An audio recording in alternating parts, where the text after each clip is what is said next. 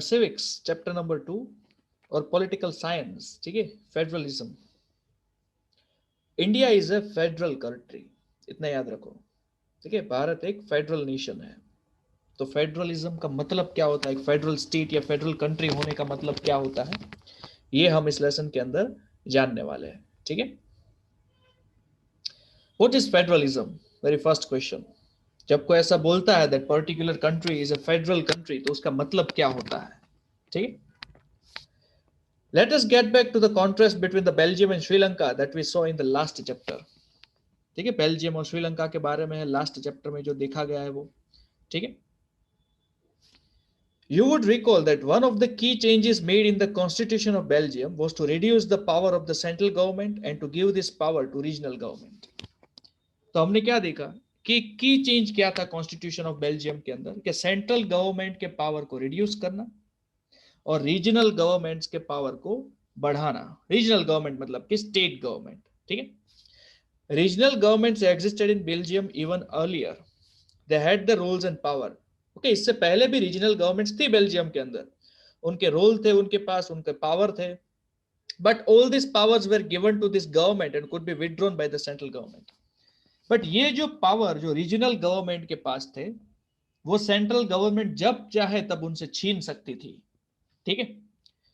The change that took place in 1993 was that the regional governments were given constitutional powers that were no longer dependent on the central government. But 1993 के अंदर Belgium के constitution में ऐसे बदलाव किए गए कि जो रीजनल गवर्नमेंट्स को पावर मिले एज पर द कॉन्स्टिट्यूशन, वो पावर को अभी सेंट्रल गवर्नमेंट छीन नहीं सकती थी। ये चेंजेस से पहले सेंट्रल गवर्नमेंट के पास ये अथॉरिटी थी कि वो रीजनल गवर्नमेंट के पावर को छीन सके। But after 1993 some changes were made in the constitution, and as per these changes whatever power were given to the regional government, now they can no longer be taken away from them by the central government. Thus Belgium shifted from a unitary to a federal form of government. इसीलिए Belgium जो है, now it was no more a unitary form, it was now a federal form of government, ठीक है। Unitary system का मतलब क्या होता है कि एक सेंट्रल गवर्नमेंट होती है जिसके पास अल्टीमेट पावर होता है। फिर इस सिस्टम के अंदर रीजनल गवर्नमेंट हो भी सकती है और नहीं भी हो सकती, नहीं है तो कोई क्वेश्चन नहीं है। बट अगर है रीजनल गवर्नमेंट, तो रीजनल गवर्नमेंट को सेंट्रल गवर्नमेंट के अंडर में ही काम करना पड़ेगा, और सेंट्रल गवर्नमेंट जब चाहे तब रीजनल गवर्नमेंट के पावर्स को छीन सकती है। दैट इज यूनिटरी सिस्टम या unitary form of government. But अभी Belgium federal form of government हो चुकी थी, ओके okay? जैसे कि भारत के अंदर है, we are also federal structure. Sri Lanka continues to be, और श्रीलंका की बात करें तो Sri Lanka continues to be for all practical purposes a unitary system where the national government has all the powers. Okay, Sri Lanka अभी भी यूनिटरी सिस्टम थी गवर्नमेंट की श्रीलंका के अंदर, जहां पर सेंट्रल गवर्नमेंट के पास ही सारी की सारी पावर थी। Tamil leaders want Sri Lanka to become a federal system, और तमिल लीडर्स ये चाहते थे कि भी श्रीलंका फेडरल सिस्टम को अपनाए। Federalism is a system of government in which the power is divided between a central authority and various constituent units of the country. ठीक है, फेडरलिज्म जो है it is a system of government जिसमें power को divide किया गया है central authority और अलग अलग कॉन्स्टिट्यूएंट यूनिट्स के बीच में। And usually a federation has two levels of government, और कोई भी फेडरेशन के अंदर हमेशा दो लेवल होते हैं गवर्नमेंट के। One is the government for the entire country that is usually responsible for a few subject of common national interest. एक गवर्नमेंट होती है पूरे कंट्री के लिए, ठीक है, which is responsible for a few subject of common national interest, and the others are the government at the level provinces or state that look after much of day to day administering of the state. और दूसरी जो government होती है, okay, वो local level पर होती है, provinces या फिर स्टेट्स के अंदर, जो उस पर्टिकुलर रीजन के डे टू डे एडमिनिस्ट्रेशन को संभालती है। And both this levels of government enjoy their power independent of each other. ये तो दोनों गवर्नमेंट है, सेंट्रल गवर्नमेंट और रीजनल गवर्नमेंट या फिर स्टेट गवर्नमेंट, उन दोनों के पास अपने अपने पावर है, और इन गवर्नमेंट्स को उनके पावर कॉन्स्टिट्यूशन के आधार के ऊपर मिले हुए हैं। कॉन्स्टिट्यूशन ने इन गवर्नमेंट्स को उनके रिस्पेक्टिव पावर्स दिए हैं, ठीक है। आप मैप देख सकते हो यहाँ पर, दो only 25 of the world's 193 countries of federal political system. दुनिया में 193 कंट्रीज को अगर हम गिने तो उसमें से खाली 25 कंट्रीज में फेडरल सिस्टम है। The citizen make up 40% of the world population, but फिर भी उनके सिटीजनों को टोटल करें तो वर्ल्ड की पॉपुलेशन के 40% हो जाते हैं। And most of the large countries of the world are federation. जहां पर ये रेड कलर दिख रहा है आपको, they have federal political system. ठीक है, ये रेड कलर में आपको चाइना नहीं दिखेगा, ठीक है, because China is not a federal system, वहां पर यूनिटरी गवर्नमेंट चलती है।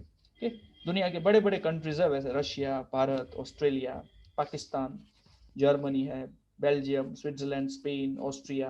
ठीक, फिर और वेस्ट में ये तो Canada, United States of America, Brazil, Argentina, ये सारे के सारे जो कंट्रीज है, okay, all these are federal political system.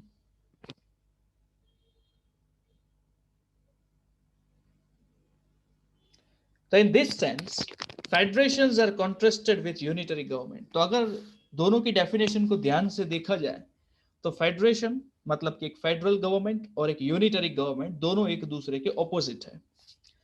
Under the unitary system either there is only one level of government और the sub units are subordinate to the central government. कि unitary system होता है उसमें या तो एक ही government होगी, एक ही लेवल होगा, या फिर अगर सब यूनिट होंगे गवर्नमेंट के अंदर तो वो जो सब यूनिट है वो सेंट्रल गवर्नमेंट के ऑर्डर्स के ऊपर काम करेंगे। The central government can pass on order to the provincial or local government, but in a federal system, the central government cannot order the state government to do something. Okay? But federal system के अंदर central government state government को कोई भी चीज करने के लिए order नहीं दे सकती। State government has powers of its own for which it is not answerable to the central government. Okay? State government के पास अपने power है और उनको वो power exercise करने के लिए central government को answers देने की जरूरत नहीं होती। Okay, central government has independent powers as well as state government have their own independent power. ठीक है, उनके लिए स्टेट गवर्नमेंट्स को सेंट्रल गवर्नमेंट को किसी भी तरीके के कोई भी आंसर देने की जरूरत नहीं है। Both this government are separately answerable to the people. हाँ, दोनों की दोनों गवर्नमेंट को लोगों को जवाब देने पड़ेंगे कि भाई हम ये पॉलिसी क्यों ला रहे हैं, हम ये बदलाव क्यों ला रहे हैं, दिस एंड दैट। ठीक है, बट ये दोनों एक दूसरे को जवाब देने के लिए प्रतिबद्ध नहीं है। ठीक है, now there are certain key features of a federalism or a federal structure। क्या क्या है? तो there are two or more level of government। एक फेडरल स्ट्रक्चर के अंदर हमेशा मिनिमम दो या दो से ज्यादा लेवल होते हैं गवर्नमेंट के, इसको टायर बोलते हैं। ठीक है, TIER। Okay, different tiers of government govern the same citizens, but each tier has its own jurisdiction in specific matters of legislation, taxation, and administration. Whatever these different tiers of governments are there, they govern the same citizen। जैसे एक state government के law हमारे लिए सही है, उसी तरह भारत की सेंट्रल गवर्नमेंट के नियम कानून भी हमारे लिए सही ही है। ठीक है, बट जहां तक बात लेजिस्लेशन की है, टैक्सेशन की है या एडमिनिस्ट्रेशन की है, ओके, उन सब के अपने अपने ज्यूरिसडिक्शन होते हैं। ठीक है, ज्यूरिसडिक्शन इन द सेंस एक पर्टिकुलर एरिया होता है जहां पर उनका रूल होता है।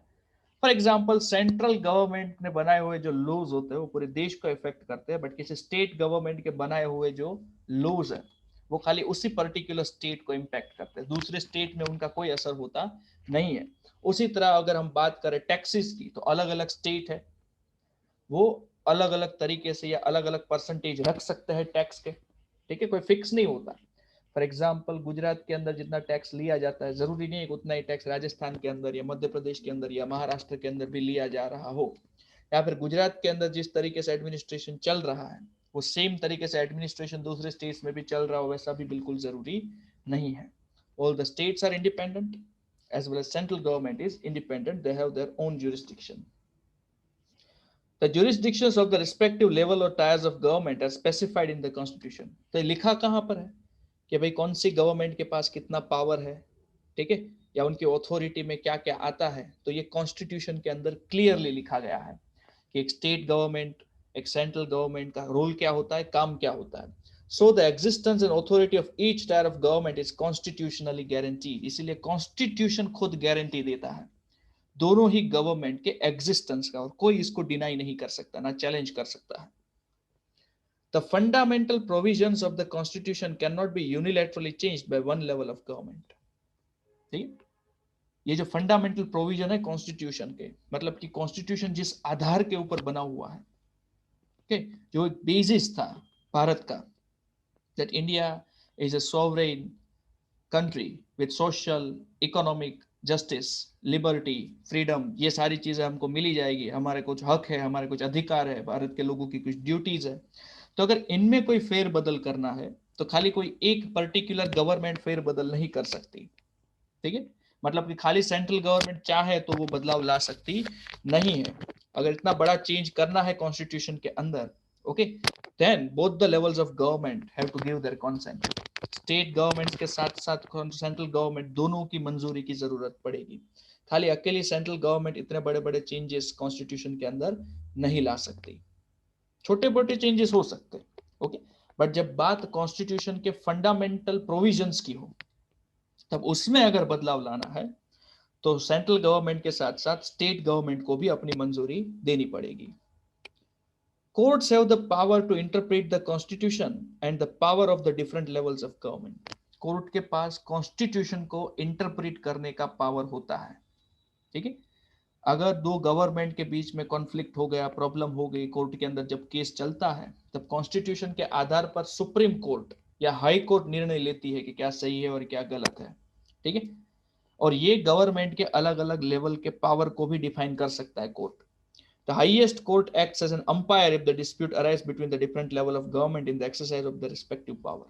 क्या सपोज दो गवर्नमेंट के बीच में या सेंट्रल गवर्नमेंट और स्टेट गवर्नमेंट के बीच में कोई प्रॉब्लम हो गई, then the highest court, that is the supreme court, will act as an umpire, और वो दोनों गवर्नमेंट के बीच में सेटलमेंट लाने की कोशिश करेगी। Sources of revenue for each level of government are clearly specified to ensure its financial autonomy. Central government अलग से टैक्स लगाती है, स्टेट गवर्नमेंट अलग से टैक्स लगाती है, ठीक है। और कौन सी चीजों के ऊपर कितना टैक्स लगेगा और कौन सी गवर्नमेंट कितना टैक्स ले सकती है, ये क्लियरली कॉन्स्टिट्यूशन के अंदर स्पेसिफाई किया गया है, ठीक है, ताकि दोनों गवर्नमेंट एक दूसरे से इंडिपेंडेंट रहे। वरना तो कई बार क्या होता है, सेंटर में कोई और पार्टी की गवर्नमेंट होती है, स्टेट में किसी दूसरे पार्टी की गवर्नमेंट होती है, हो सकता है कि वो फंडिंग ना भेजे सेंटर में से किसी स्टेट को, इसीलिए स्टेट गवर्नमेंट की भी इनकम चालू रहती है और साथ साथ में सेंट्रल गवर्नमेंट की भी इनकम चालू रहती है, ठीक। The federal system thus has dual objective, इसीलिए फेडरल सिस्टम के ड्यूअल ऑब्जेक्टिव होते हैं, दो दो ऑब्जेक्टिव्स होते हैं।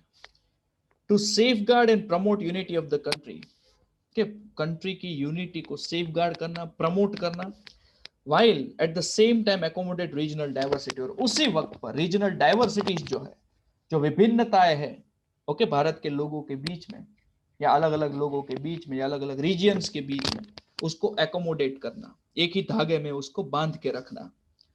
Therefore, two aspects are crucial for the institutions and practice of federalism. इसीलिए दो एस्पेक्ट बहुत ही ज्यादा जरूरी है फेडरलिज्म को प्रैक्टिस करने के लिए। That governments at different levels should agree to some rules of power sharing. कि सबसे पहले तो गवर्नमेंट को ये रूल को एग्री करना पड़ेगा कि भाई अलग अलग लेवल पर पावर शेयरिंग होगा। Without power sharing there is no federal structure, government को मानना ही पड़ेगा। They should also trust that each would abide by its part of the agreement, और दूसरी गवर्नमेंट के ऊपर उनको भरोसा भी करना ही पड़ेगा, इसके अलावा और कोई चारा नहीं है, ठीक है। They have to trust that each would abide by its part of the agreement. An ideal federal system has both aspect, mutual trust and agreement to live together. कोई भी आइडियल फेडरल सिस्टम हो, कोई भी country के अंदर अगर federal government है तो सेंट्रल और स्टेट गवर्नमेंट के बीच में म्यूचुअल ट्रस्ट होना चाहिए और एग्रीमेंट होना चाहिए कि दोनों साथ में सर्वाइव कर पाए, तभी वो रीजन और वो कंट्री सही तरीके से काम कर पाएगा। वरना काफी सारी अड़चने पैदा होगी और अल्टीमेटली लोगों को उससे डिसएडवांटेज होगा। क्योंकि अगर स्टेट की स्टेट गवर्नमेंट और कंट्री की सेंट्रल गवर्नमेंट ही एक दूसरे का साथ नहीं दे रही है तो उसमें कभी भी लोगों का भला होगा नहीं, वो रीजन के लोग दूसरे रीजन से पीछे रह जाएंगे। दैट्स वाई लोगों की भलाई के लिए यही सही है कि स्टेट गवर्नमेंट और सेंट्रल गवर्नमेंट दोनों एक दूसरे के अकॉर्डेंस में काम करें। The exact balance of power between the central and the state government varies from one federation to another. तो ये जो बैलेंस ऑफ पावर है सेंट्रल और स्टेट गवर्नमेंट, वो एक फेडरेशन से दूसरे फेडरेशन, मतलब कि अगर हम अलग अलग कंट्रीज को कंपेयर करें तो सेंट्रल गवर्नमेंट और स्टेट गवर्नमेंट का जो पावर है वो भी अलग अलग होता है। हर एक डेमोक्रेटिक कंट्री के अंदर या हर एक फेडरल कंट्री के अंदर सेम डिस्ट्रीब्यूशन ऑफ पावर नहीं होता। कंट्री चेंज होगा तो वो हिसाब से नियम कानून चेंज होंगे। And this balance depends mainly on the historical context in which the federation was formed. ये बैलेंस किसके ऊपर डिपेंड होता है? हिस्टोरिकल कॉन्टेक्स्ट के ऊपर, कि कौन से आधार पर वो पर्टिकुलर कंट्री एक फेडरल कंट्री बना था, कौन सी शर्तों को मानकर या कैसे सिचुएशन के अंदर वो एक फेडरेशन बना, उसके ऊपर आधार रखता है। ठीक है। There are two kind of routes through which federation have been formed. Okay, दो रास्ते हैं जिससे फेडरेशन बना है। The first route involves independent state coming together on their own to form a bigger unit so that by pooling sovereignty and retaining identity they can increase their security। क्या पहला root ये है कि independent states एक साथ आए, मतलब पहले अलग अलग कंट्रीज थे बट वो एक साथ जुड़ गए और एक बहुत ही बड़ा कंट्री को फॉर्म किया। ठीक है, ताकि वो एक सोवरेन कंट्री बन पाए। सोवरेन मतलब भी किसी भी बाहरी ताकत का अंडर में उनको ना रहना पड़े, उसको सोवरेन कंट्री बोलते हैं। ठीक है, फॉर एग्जाम्पल मान लो कि अगर भारत सोवरेन कंट्री नहीं होता तो अभी भी भारत की गवर्नमेंट को इंग्लैंड से ऑर्डर आता, बट ऐसा नहीं है। The government of India is 100% independent of any external power. ठीक है, तो एक तरीका ये है कि काफी सारे इंडिपेंडेंट स्टेट्स जो है वो एक दूसरे के साथ जुड़ जाए, एक सोवरेन कंट्री बनाए बड़ा सा। ठीक है, और खुद की सिक्योरिटी बढ़ा सके। मतलब कि इतने सारे स्टेट्स अगर जुड़ जाएंगे, लोग बढ़ेंगे, पैसा बढ़ेगा और खुद के कंट्री को ज्यादा से ज्यादा सिक्योर कर पाएंगे। And this type of coming together federation include USA, Switzerland and Australia. इसको कमिंग टुगेदर फेडरेशन बोलते हैं कि अलग अलग कंट्रीज थे जो साथ में आकर जुड़ गए। ठीक है, that is coming together federation. इसके एग्जांपल है US, Switzerland and Australia.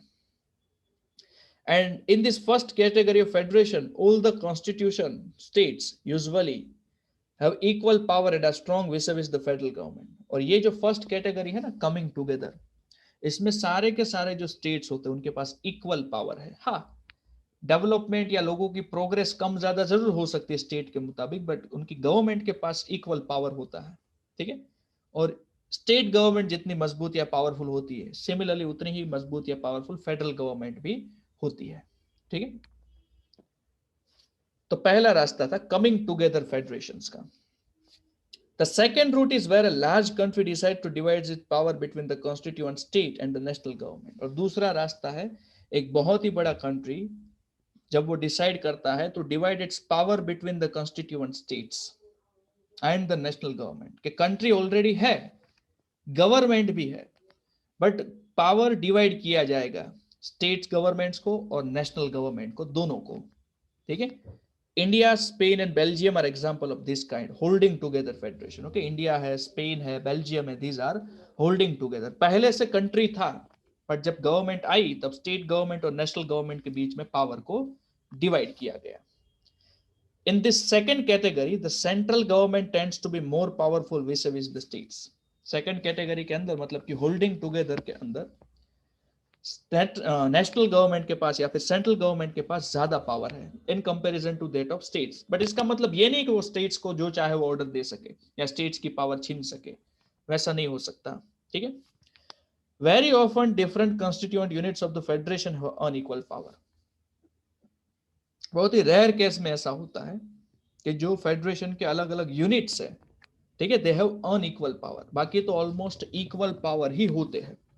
And some units are granted special powers, और कुछ यूनिट्स के पास तो स्पेशल पावर है। ठीक है, some units have special powers with them. ठीक है, फॉर एग्जांपल भारत के अंदर यूनियन टेरिटरी ले लो, उनके अपने पावर है। ठीक है, now see one example is given. सोचते हैं इसके बारे में थोड़ा सा। See, some Nepali citizens were discussing the proposals on the adoption of federalism in the new constitution। कि नेपाली सिटीजन, नेपाल के जो लोग थे वो डिस्कस कर रहे थे कि भाई फेडरलिज्म को अडॉप्ट करना चाहिए या नहीं करना चाहिए हमारे नए कॉन्स्टिट्यूशन के मुताबिक। So this is what some of them said. कुछ लोगों ने क्या बोला, खाग राज करके है, I don't like federalism, it would lead to reservation of seats for different caste groups as in India. कि मुझे फेडरलिज्म नहीं पसंद, फेडरलिज्म आएगा तो रिजर्वेशन होगा अलग अलग कास्ट के लिए, जैसे भारत के अंदर है। सरिता ने क्या बोला, ours is not a very big country, we don't need federalism. कि भाई हमारा कंट्री इतना बड़ा नहीं है और इतने बड़े देश को चलाने के लिए कोई फेडरलिज्म की जरूरत नहीं है।